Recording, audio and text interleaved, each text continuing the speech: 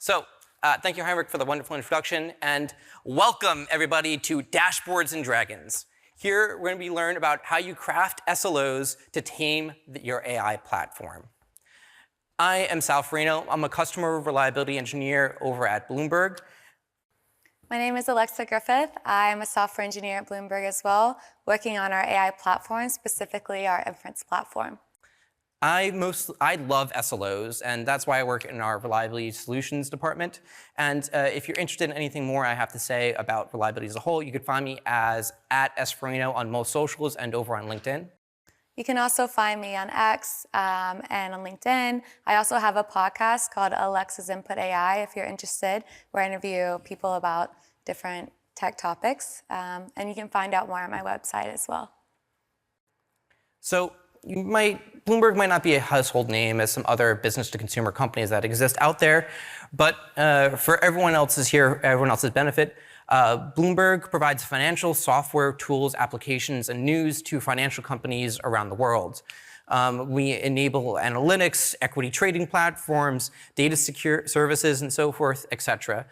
Pretty much most economic or financial decisions that are made is using Bloomberg data. At Bloomberg, we move between 400 billion and 650 billion pieces of financial data every day. We run and manage one of the world's largest private networks. We have over 9,000 engineers at Bloomberg, and we publish over 2 million news stories every day. So this is an AI talk after all, so we need to talk a little bit about our AI platform at Bloomberg.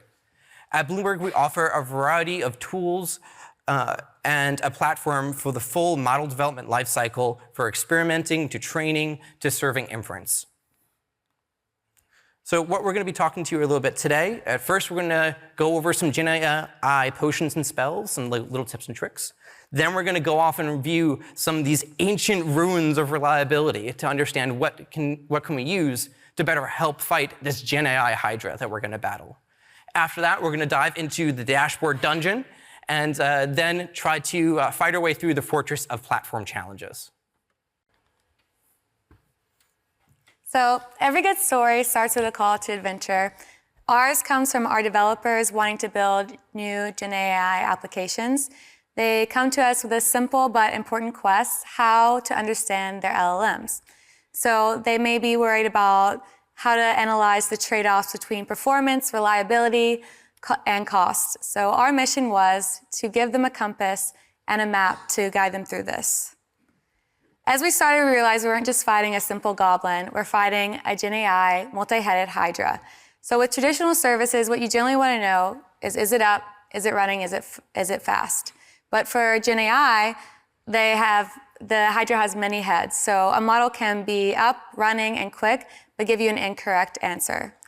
Its token uses also can be totally non-deterministic, meaning that it's making your costs more unpredictable. Our old weapons, like for traditional SLOs, are blind to these new kinds of failures. So let's map our realm. This is our realm. A request can be routed to our own self-hosted running LLMs, or maybe it's going to venture out into the great cloud kingdoms like AWS or GCP. This complexity is exactly why we need a single source of truth. Let's zoom in on that map and follow a single traveler. So it has to pass through different components. For example, maybe it passes through a gateway, maybe it hits some authentication, rate limiting, and then it's going to journey all the way to the mod provider, and maybe then generate some tokens and make some few steps there. Then it needs to take the entire trip back. So a slowdown could happen in any one of these components. Without understanding the whole journey, we'd be trying to solve the wrong problem. So how do we manage this complexity? First, let's start with our tiers of enchantment. We have different views of reliability for all of our different needs. We have, for example, our client-facing SLOs. These are for our user experience. Then we also have platform-level metrics. This is for our SREs and our platform developers. Additionally, for both users, we need model-level metrics that we can view. These help developers and ourselves compare the different models and tooling. So brewing a reliability potion for this new era isn't about throwing away the old spellbook. You still need the traditional ingredients like uptime, latency, and error rates, But for this GenAI Hydra, you have to add some new ingredients as well. So we need some new GenAI specific ingredients for the cauldron. Let's talk about some golden signals for SLIs and how they relate to our AI platform. One is availability. This is slightly less of a concern in GenAI compared to traditional services. However, latency is critical for our user experience and responsiveness, and there are different ways that we need to measure that now. Additionally, data quality is paramount for our AI model performance and for our output reliability. Additionally, saturation, monitoring. We still need to monitor our resources, but now GPU utilization is a concern for our optimal performance. But before we can fight the Hydra, we have to find it. So we're now at the entrance to the Hydra's lair for the running service itself. It's a dark, complex place. So what's the thing every smart adventurer does? First, we need to cast a spell of light and illuminate the path.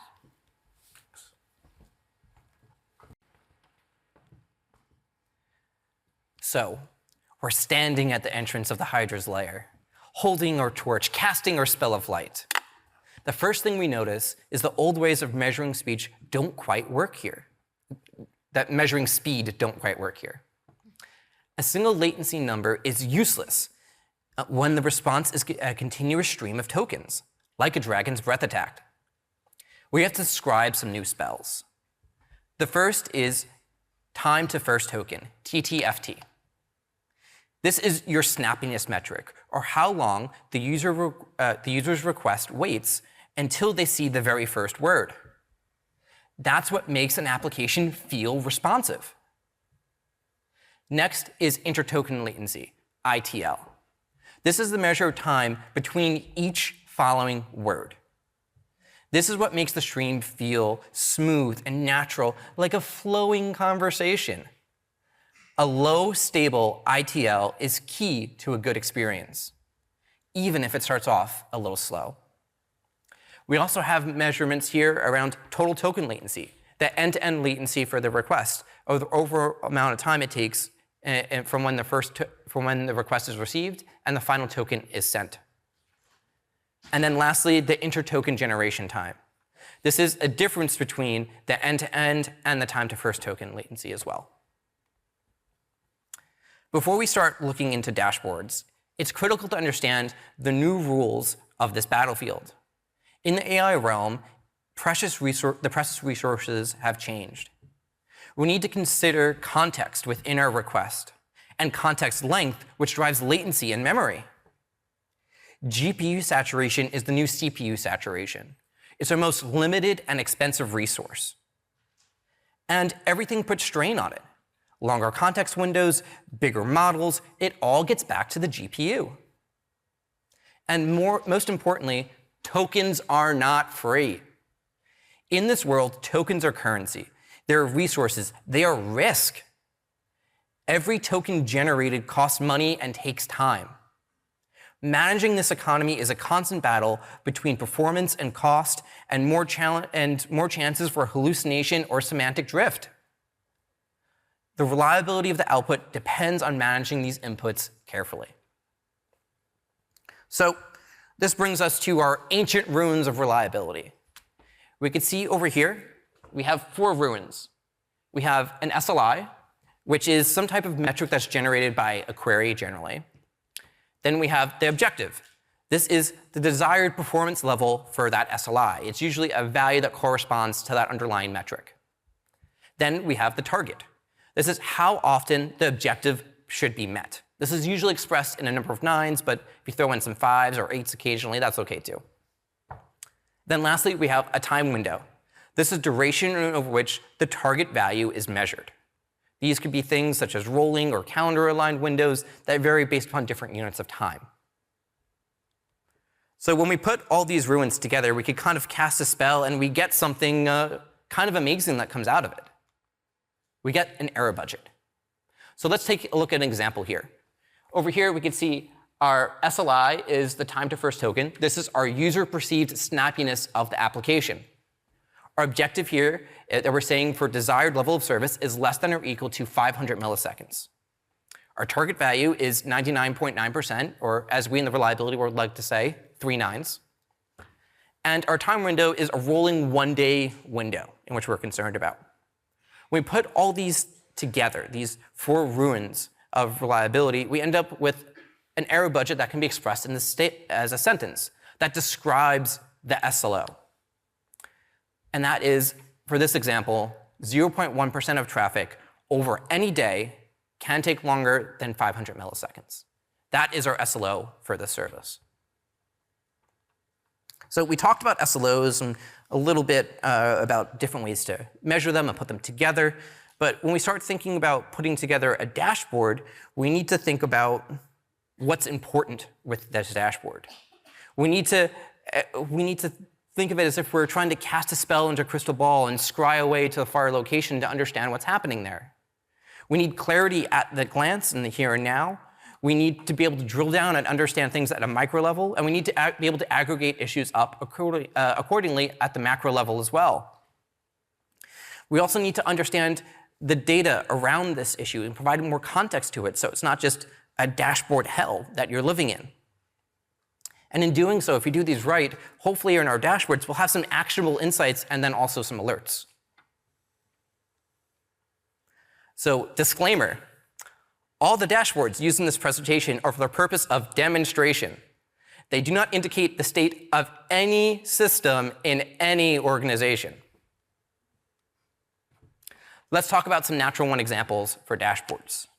If we look and see over here, like there's all this purple. It's clearly dominating this errors that are being displayed.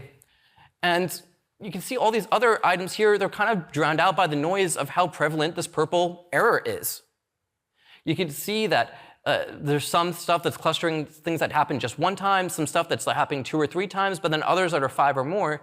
It's crowding the whole chart. It's not giving me that actual insight, or even if this error is actually meaningful or useful.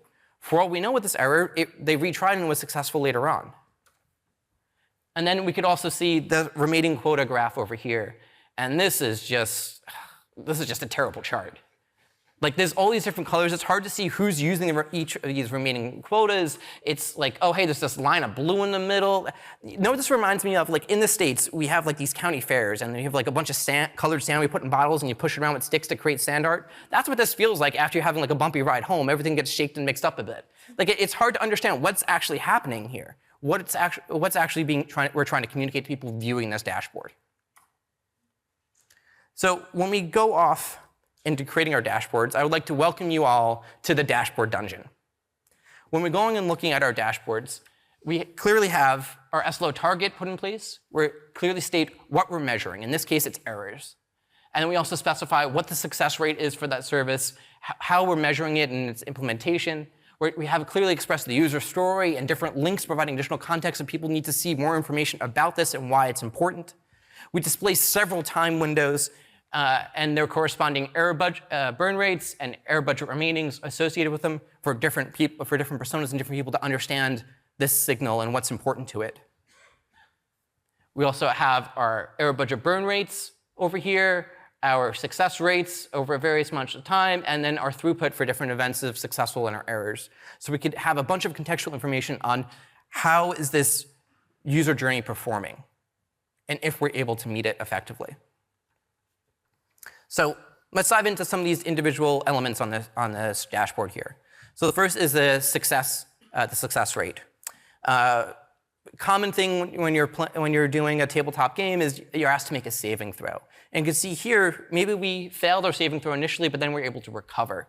Much like here, we have our success rate and we're doing fine, fine, fine. Oh, we have an issue, and then it's repaired, and we move on, and things are okay again. Now we also have our error budget burn rates here. And what's really neat about the error budget burn rate is if you use it based upon your time window, you could go off and say, is this something that's happening a bit transient, like something that just happened, peaked out, and then went away? Or is it something that's persisting for a period of time and that's causing an issue? So like, this is where the error budget burn rate, if you use that in conjunction with your different time windows, you're able to see where your issues are happening or what you need to be working on in terms of meeting your customer experience and expectations. So let's talk about some other views that help us understand our SLOs. First, especially as a platform team, you want to understand the scale. So let's look at this request throughput. The first chart shows just the raw number of requests per second. So this is definitely a good starting point. It's going to tell us, how busy our battlefield is. If we dig into it, because in GenAI, request count doesn't really tell us the whole story. One request might need a 10-word answer and the other one a 10-page essay. So this chart shows us more of what really matters, the number of tokens that are being generated per second. So token throughput is a much better indicator of the true health of the system and load in GenAI. It also helps us to understand more about our cost. So this is the metrics that's going to tell us how hard our GPUs are really working. Let's also discuss our streaming latency metrics. As Sal introduced before, we have a few. On the left is time to first token. And you can see it's spiky, but it tells us about the perceived responsiveness for the user. On the right is intertoken latency. This is the rhythm of incantation. You can see it's much slower and a little bit more stable. So users can typically forgive a slightly slower start if the answer flows more smoothly after. But you need to monitor all of these different latencies to understand the real user experience. We also find that slowness is like a labyrinth. This dashboard is our map. It's great to have an overall view, but you also need to be able to dig down to figure out which component and/or model is the bottleneck and be able to show those to your customers as well. So this breaks down a request and the total journey that a request could take. So it has a few key stages like pre-processing, token generation, and post-processing. So when a user comes to you complaining about latency, this is where you need to look and dig down and to see what is the actual component bottleneck. It helps us to pinpoint where this latency could be hiding, where the slowdown is happening, so we can get to the right spot of it. Of course, not every arrow is going to hit its mark. This view gives us a big picture of our total errors. So just like total throughput, we also need to understand our errors. We group all of our errors here, letting us see the overall health, but just like in any adventure, not all failures are the same, just like not all requests are the same. So we need to drill down to know exactly what was missed. So let's talk about the 500 errors that are due to our system that failed. So these are the ones that might wake us up at night.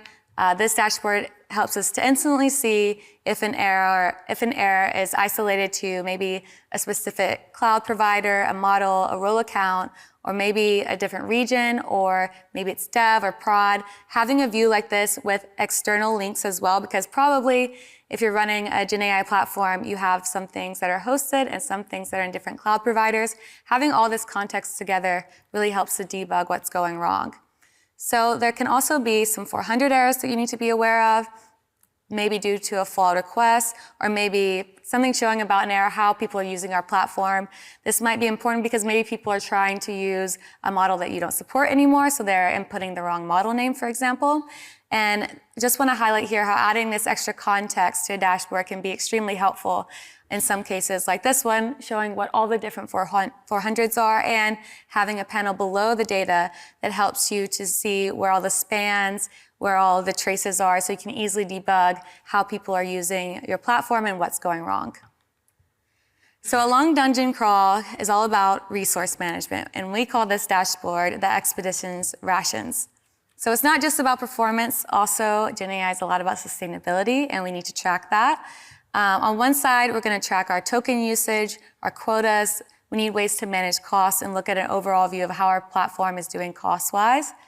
Additionally, still, we need to manage everything that traditional classic systems need to measure as well, like GPU, CPU, and memory. So this ensures that our party doesn't run out of the essentials, in our case, like GPU cycles, mid-quest. And it's also how we know when it's time to add more resources to the party. So just when we mapped our dungeon, a new challenge appears, of course, agentic systems. Not only are the tokens and the output non-deterministic, but now so is our path. Here, a single prompt can trigger a chain of unpredictable tool calls and actions. So this requires even more spells, like using distributed tracing more for agentic systems to see the entire branching request of a single request. And it requires some other different kind of spells, like our definition of success, again, just needs to evolve. It's no longer just about the speed and latency of tokens and how many tokens you're getting back. Now it's about the validity of the path that the agent took. So now we need to write a new chapter in our spellbook with techniques like LM as a judge and other secondary validators. This is needed to ensure that the agent isn't just acting, but acting correctly. So tracing is important for LLMs, but also for agentic systems themselves. It's extremely helpful in agentic systems because it's more distributed as well. Our dashboards are definitely like the view from the watchtower. You know, they're great for telling us, hey, there's a problem over there, but it's not really great for telling us why. So again, this is why this context is really important. So a powerful tool, again, is this view of your distributed tracing. Think of it as a step-by-step diary for a single request quest through the entire system, each bar being a chapter in the story. Metrics might tell us the operation took, over a minute, but again, this trace can tell us the full story. And we can see exactly where the time was spent and how. Again, new views are needed for agentic systems, similar to building on the traditional ones of our old ones, but this is just important because we need it to be able to debug all of our various components and easily understand how they interact. Because just because you have a tool doesn't mean it'll call it every time. So you need new and better views for your agentic systems to know if the tool was called, when, and how. So observability comes slightly more complex here. We need to be able to debug and figure out the context of each component as well. So adding these contexts in these views with the logs, the traces, and the components that easily link to our dashboard help us to understand our full story. Okay.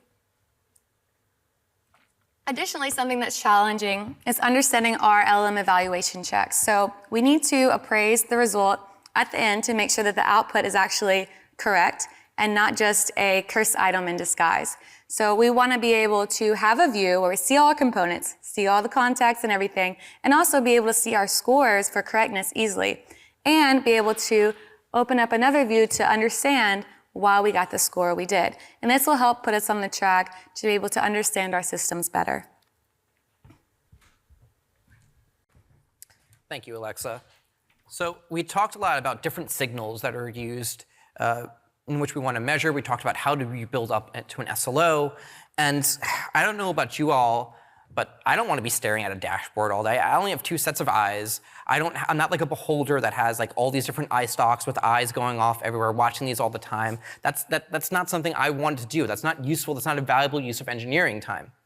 So we need to think of a way, how do we conjure our alerts for the right SLOs? And there's three methods I like to recommend here. First is the % error budget remaining. This is how much error budget do we have left.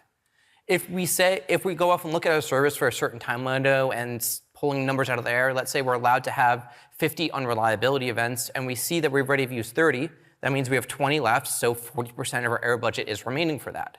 That might be a threshold in which we want to alert or make someone aware of it. Maybe it's just doing something that a notification or help thing like, oh, hey, your error budget's lower than normal, maybe look into it or not. But then other times when it's getting too low, maybe you want to take certain actions to defend the reliability of that service. Next, we have the error budget burn rates. As discussed earlier, this is how much error budget is actually being used between different ticks of the polling windows of our telemetry system.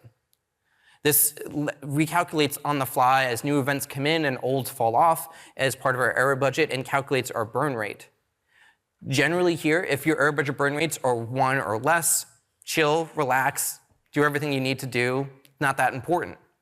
But as soon as you start getting above 1, this is when the error budget gets elevated and when you're potentially in danger of running out of your error budget over that time window. Generally speaking, if you have a service that spikes to 2 or 3, an error budget burn rate, generally not that big of a deal unless it's sustained for a period of time. But if you start getting up into 5, 6, 7, 10, 15, 20 error budget burn rates, something's clearly wrong. Your service isn't meeting its outlined objectives, and you should investigate and do something about that. Then lastly, we have time to exhaust. This combines the % error budget remaining and the current burn rate and does a linear time extrapolation of how long you have until you run out of error budget. This is really useful when you're troubleshooting or you want to take an action to defend the reliability of your service, but you need a certain amount of time to prepare it. It gives you an idea of what you need to do within your time in order to try to meet that objective. So when we start talking about alerts as well, we need some additional context with these as well. We don't want to just go off and do these things a little bit willy-nilly. We need to define environment-specific thresholds for our alerts. Maybe something different for prod versus dev. Maybe you need to set some meaningful alert conditions and not just noisy ones that are going to page us at 3 o'clock in the morning. You want to also prioritize the alerts you're receiving to avoid alert fatigue and escalation gaps that exist. And then you also want to tune your SLOs iteratively. SLOs are, in my point of view, living, breathing ideas and what the team believes are proper levels of service for that. So you need to tune these generally through incident reviews or SLO reviews and so forth to give additional feedback, and is our SLO too tight or too loose, and adjust accordingly. So when we talk about redefining our SLOs, we could see here that this one's clearly burning budget and has for a period of time. Our error budget burn rates on the 1 hour, 1 day, 7 day, and 28-day rolling windows here have all consumed all their error budget in their negative values. These burn rates have been going on for a period of time. We see errors popping up in our throughput, success rates plummeting at different times, and then getting back to normal periods of activity. Something's clearly wrong with the service.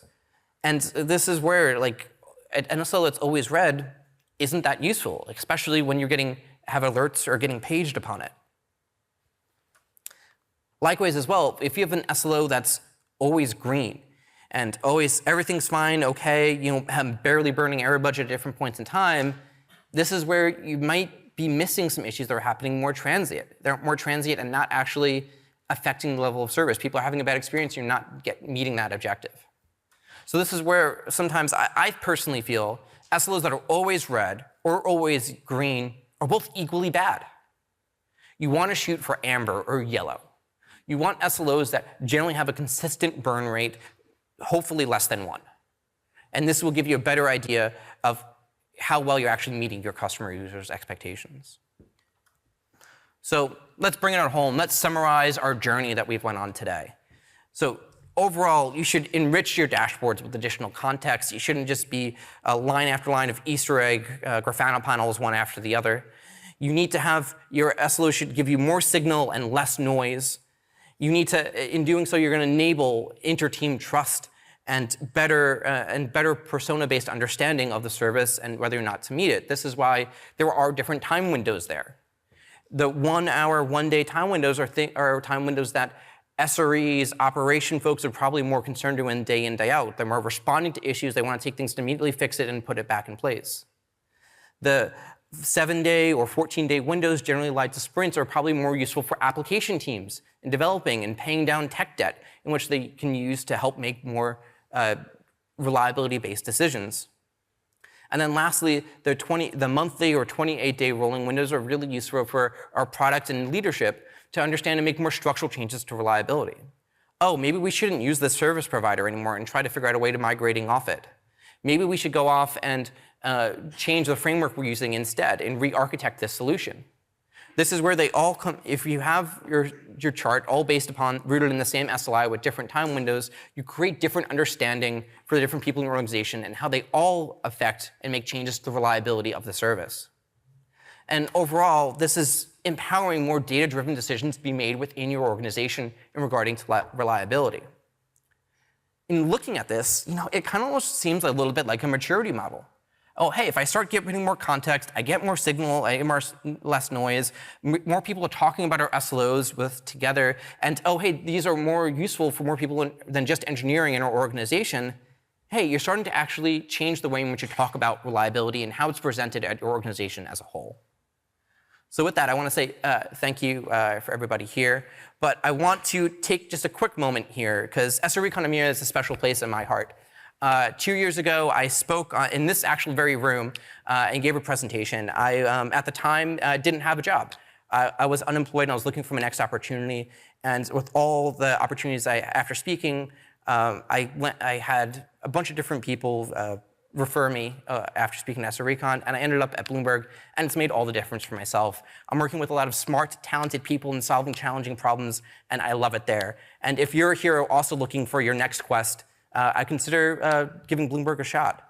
We actively hire in New York, in London, and we're actually growing an office right here in Dublin as well. We have tons of positions for SRE, SWE, and AI/ML as well. So if you're interested in your next thing, scan the QR code or come by and talk to the booth and speak to our recruitment team. And with that, the campaign is always continuing. And if there's anything we can do to help you on your quest, please let us know and ask us some questions. Thank you.